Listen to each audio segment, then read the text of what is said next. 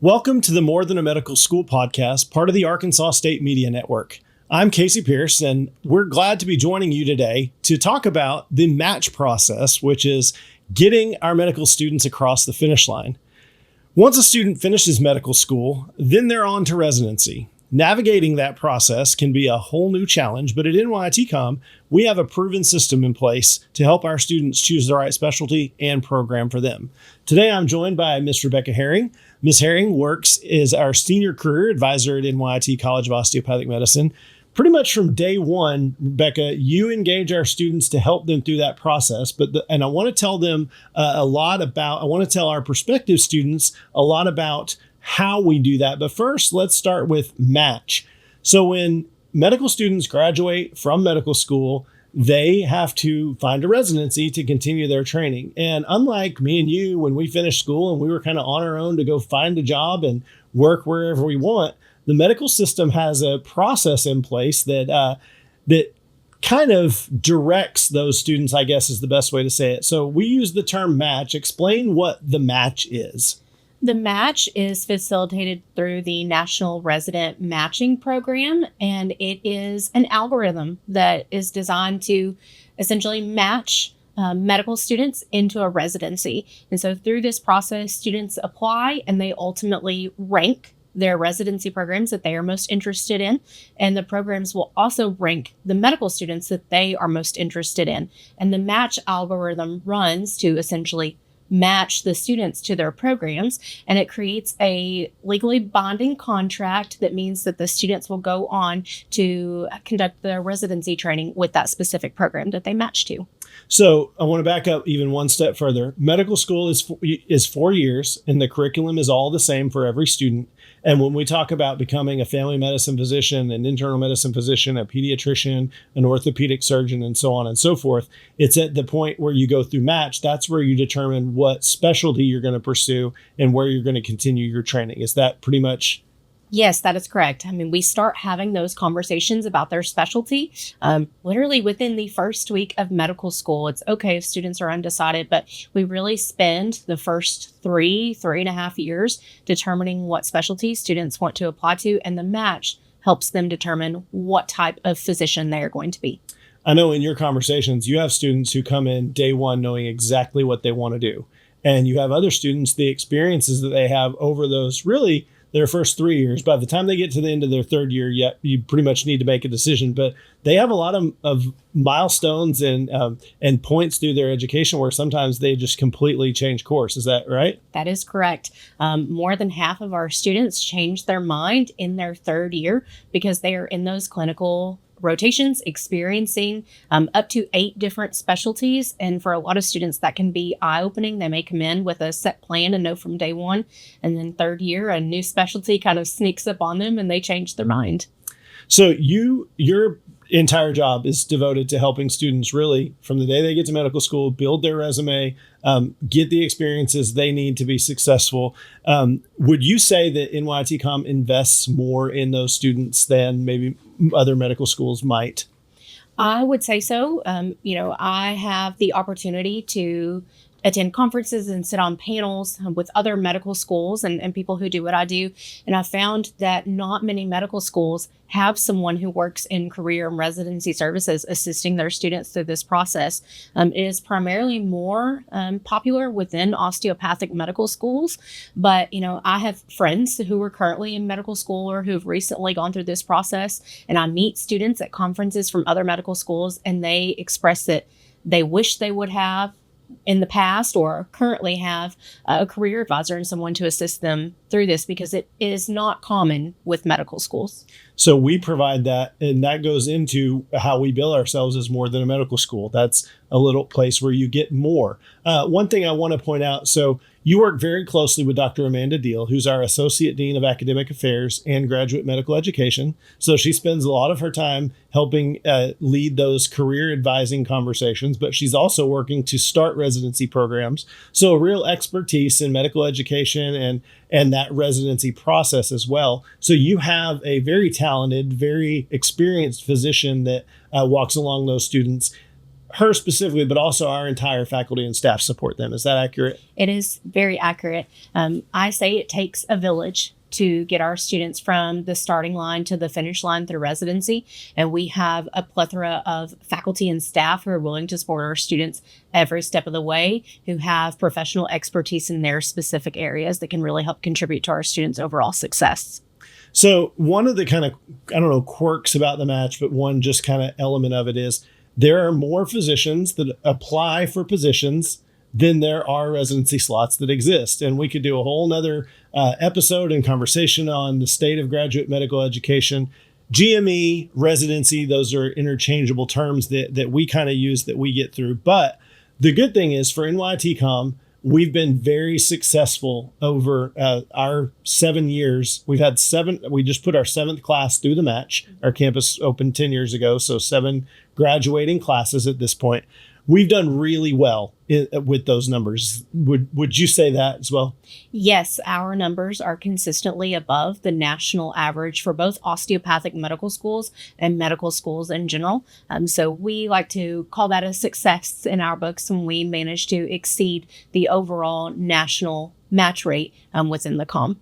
And for those handful every year that don't initially match, there is a supplemental process that you also walk those students through to help them find positions that were not filled. And so we refer to our match rate as the ones that were successful that first phase, but then we use the term placement rate to speak about our students that were placed and did find a position. And I know at our school we're, I think cumulatively say 99.9% over that 7-year period. Yes, that is correct. We're very happy with our results, and our students work very hard and diligently to match and place during the SOAP process. That is that supplemental process that you mentioned. So we are very proud of our 99.9% match and placement rate. So there are various reasons why a student may not initially match. But I think overwhelmingly, our data shows that the ones that follow the script that you and Dr. Deal and our faculty give them are overwhelmingly successful. Yes, I would say that. We start working together as soon as year one. In that first week, we will have a group meeting, and I work individually with the students all throughout all 4 years. And Dr. Deal gets to know these students. And so we can kind of detect any red flags on your application pretty early on and help find ways to circumvent and pivot from those red flags to give you your best opportunity at matching. So we have a plan laid out. We have the statistics and data to back up the advisement that we give. And so we really lean into our success rate and hoping that students will follow the plan that's laid before them.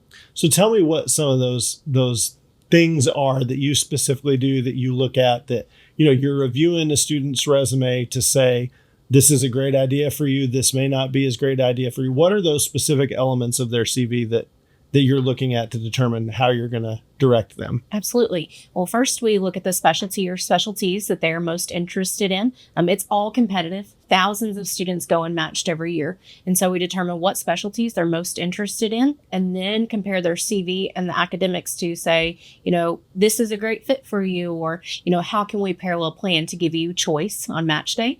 But the things that we look at on the CV, aside from academics, that is the number one factor. But we look at their research, and along with research, their presentations and publications that come from that work. And we look at their leadership. Are they involved within the COM, both in a community level, but on a national level? There are lots of opportunities for our students to get involved within their specialty nationally. And we're looking at their service and volunteerism. A lot of specialties, primarily in primary care, they really value our students giving back into their communities. We look at mentorship, professional memberships, teaching, tutoring. There are so many factors that go into a student's overall application that can be indicators for success and their competitiveness within their chosen specialties. So you get to know these students pretty well over those 4 years, literally from day one to walking them all the way through. I bet you've got some fun stories of students that had really good experiences on match day. Yes. Just in this last match, a student that I worked really closely with, well, let me back up a little bit. So we try to encourage our students to make their specialty choices very close to the end of their third year because they're applying for audition rotations. They need specific letters of recommendation. And so making that decision early on allows them time to get all of the documents and the nuances that they need for their specific specialty. So sometimes we have students change their mind a little closer to the deadline than others. But we had one of our phenomenal students, Tate Snyder. He actually changed his specialty choice about 8 weeks before the deadline. Oh, goodness. And he changed his specialty to one that has some very particular nuances in terms of what he needed for the letter. And so Dr. Deal and I specifically worked to help him pivot. And Tate did all of the work. He worked really hard, but he changed his specialty and ended up matching into his number one program, which is very exciting. But not only was it his number one, we have never matched a student into that program. And it had been at least 3 years since they had accepted and matched with a DO student. So that was a really big accomplishment for the COM, but for Tate and his family as well. So that's just one of the more recent stories. It was so exciting and brings me a lot of joy to see our students succeed and really reach their goals, which is what I'm here to do. Yeah, student Dr. Snyder attended undergrad at Arkansas State University. So he's one of those success stories we really like to talk about that took advantage of what we call the only opportunity in Arkansas to earn an undergraduate degree and a medical degree on the same campus. So that's a fun one for us. I want to get into specifically kind of competitive specialties. And you said something there that I'm going to deviate from my notes just a moment, that this is the first time that program took an osteopathic student. We've talked in our other podcasts about the difference between osteopathic and allopathic schools. We're obviously an osteopathic medical school. We were the first DO school in Arkansas. DO's schools, the growth in osteopathic medicine has been significant, especially over the last few years. About 25% of all medical students in the United States now are osteopathic positions. But there's some nuances to the process that I just kind of want you to pull out. Can you talk to specifically what that means? To say specifically, are DOs less competitive in some specialties or otherwise? Let's kind of just address that. How would you help handle that conversation? I have a lot of those conversations with our students as they're going out and rotating with programs in auditions. They may visit a program for 4 weeks and be the only DO student on that rotation. And they're seeing their peers who are allopathic medical students who are also going through this process and saying, I'm the only one here who is studying osteopathic medicine. What does that mean for me? And so there are a few nuances to the application process. For example, our students must take the complex exams to graduate to become a doctor of osteopathic medicine, whereas our friends who are in allopathic schools, they take the USMLE exams. But for some of the more competitive specialties, we kind of categorize them into the surgeries and the ologies, orthopedic surgery, neurology, pathology, radiology, oncology, specialties like that. Our students might also consider taking the USMLE exams along with their complex exams that they need that are required for them to graduate, because there are some programs that want to know that our students can also pass those exams. So while it does add a little bit of extra time and dedication, it just reaffirms that our students know all of the material and then some as their allopathic, comrades. And I want to correct myself, not less competitive, but just some historical barriers that osteopathic students may have to overcome that may not be in the way, the same way for our allopathic counterparts. I think that's a better kind of way to say that. Is that accurate? Yes, that is correct. So I just want to be clear on that. But the good thing is we've seen a lot of very successful candidates go through that. Yes, we have matched our students into very competitive specialties, radiation oncology, diagnostic radiology, dermatology, orthopedic surgery, ophthalmology, you name it. We have helped students get there. So we have some historic data, 7 years of classes from NYIT Com students. And we've always said that no matter where you want to go, we've proven we can get there by what you're saying. Historically, osteopathic physicians are twice as likely to practice in a primary care specialty like family medicine, internal medicine, pediatrics, general surgery, but it's not exclusive to. So speak to that with me. You mentioned that we have had a number of successful matches from NYIT Comedy State that have gone into those more competitive specialties. How do you manage that process with students that are interested in pursuing what we consider a more competitive specialty?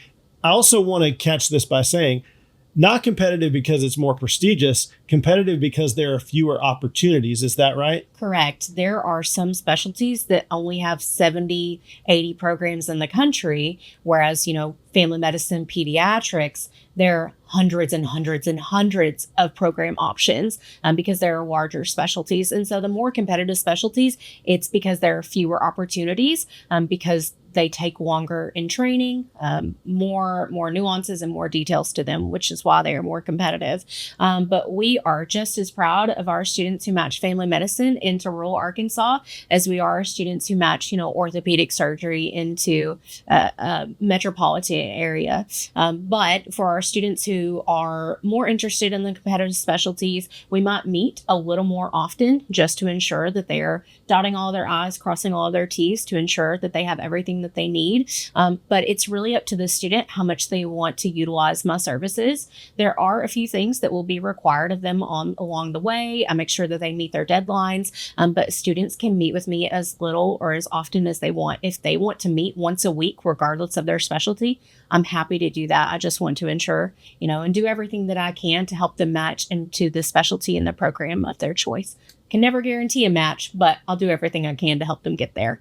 Again, kind of along the lines of osteopathic history, about 25% of our students go into family medicine, and that's intentional. Our dean is a family medicine physician. Dr. Deal, who we've mentioned, has a key role in the match process, is a family medicine physician. So we've modeled to these students the great opportunity they have to practice family medicine and make a difference in the lives of families, specifically in Arkansas and places that we've said are our geographic mission. Yes, that is correct. We are so thrilled for all of our students who match and are pursuing medicine. But really our mission is to, put physicians in these underserved communities that especially exist in the Delta region. And so anytime that we can match students, of course, we're excited, but especially in primary care, family medicine, internal medicine, pediatrics, and the closer we can keep them to Arkansas, well, selfishly, we want to do that. We'd love to keep all of our students here. And that's a different piece of conversation. We've seen significant growth in residency programs in Arkansas. NYIT Comedy State has been very proud of our role in that. But we're also very proud of the fact that these large national academic medical centers want our graduates, that our students are competitive in those places. So geographically, can you give me an overview of, again, you said we'd love for all of them to stay here, and many of them do, about 20 to 25% every year stay in Arkansas. But where else geographically do our students go? And can you just kind of provide some context to that? Right. Our students are going all over the country to very prestigious programs. Like you mentioned, Casey, a big chunk of our students do stay in Arkansas. But we also have a lot of students who go back home to Texas because a lot of our student body is originally from Texas. Florida is also a really popular state for us. Illinois, Missouri, Tennessee, a lot of our contiguous states. But we've matched students in New York, in Hawaii, in California, Pennsylvania, Ohio. So we help students get to wherever they want to be. But most of our students do match and stay in Arkansas or in a contiguous state in very prestigious programs. And the reason that becomes important is we know that physicians are much more likely. There's a radius, kind of this statistic that they give, and I can't always pinpoint it exactly, but it's something like 70% of physicians practice within 100 miles of where they go to residency. So we want to get them to places where we hope they'll practice, like Jonesboro. Yes.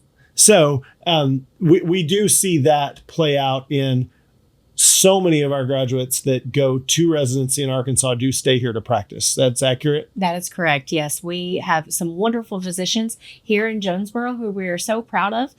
They matched here for residency or went away for residency and then came back and are practicing, and who are actually now providers for some of our current medical students who move here and don't have a physician. They are now being treated by some of our alumni. And so it's really a full circle moment. And we do have great stories of students that are from this area and have moved off and received their training elsewhere and are now coming back to Arkansas to practice as well. Yes, that is true. But we also have students who are going off and matching at other large academic institutions around the country.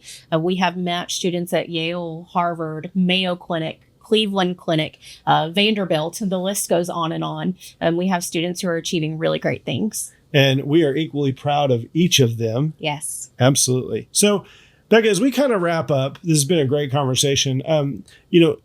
Talk to our future students that may be deciding where they want to go to medical school, and the support system that we put in place for them, we hope is a deciding factor on them choosing to come to NYIT Com. Yes.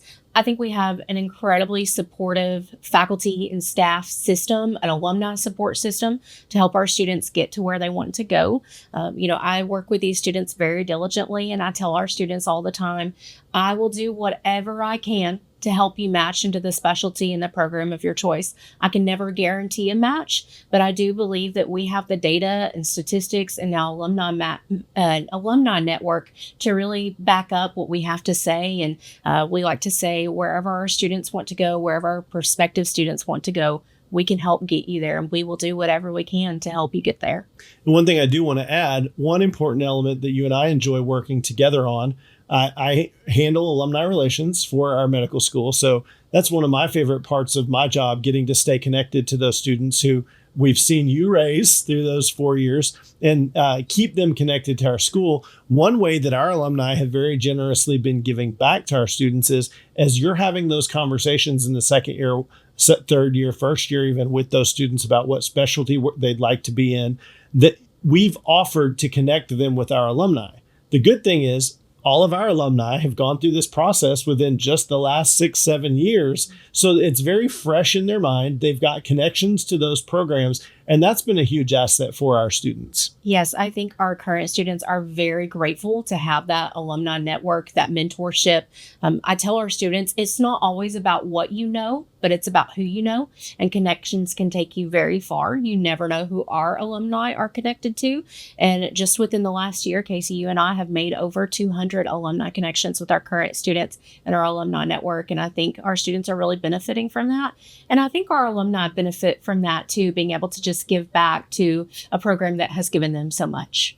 Absolutely. And they're always willing and gracious. But I want to drive that point home quickly that you and I have prioritized relationships. Yes. You building relationships with those students to earn their trust as you help advise them on that career path. Me building relationships with that student while they're a student here so that they'll stay connected with us when they're alumni and then be able to connect back to help our students. So we value relationships here. And I speak to you and I, but also all of our faculty and staff in a willingness to help our students through the match process, through the curriculum, by connecting them to alumni and so on and so forth. I really do think that fits into the overarching message that we want to tell our prospective students who are considering us. We are going to help you. We are going to take care of you. Yes. Intentional relationship building is at the foundation of what you and I do and what so many of our employees do. And we want to get to know our students and build those relationships. That way we know what you need and what you want, and we can hopefully help provide you with that to help you get to where you want to be. Becca, this has been a great conversation talking about the match process, talking about student success, helping our students become successful and become the physicians that they want to be. And we say sometimes that their patients deserve, their future patients. So this has been the More Than a Medical School podcast on the Arkansas State Media Network. For Rebekah Herring, I'm Casey Pierce. Please visit our website, nyit.edu/Arkansas. Follow us on social media. Our handles are at NYITComAR, as in NYITCom Arkansas. We'd love for you to be able to keep connected with us, see the exciting things that are going on in our medical school day to day, and hopefully eventually end up becoming a medical student here in Jonesboro. Thanks so much for joining us today. We'll talk to you next time.